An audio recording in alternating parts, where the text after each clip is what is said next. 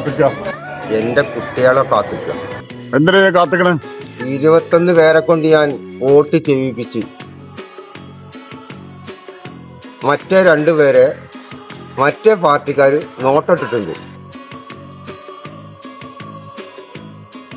നീ അവരെ വോട്ട് ചെയ്യിപ്പിച്ച് അടങ്ങും, നിന്നെ ഞാൻ പൊക്കിക്കോളാം.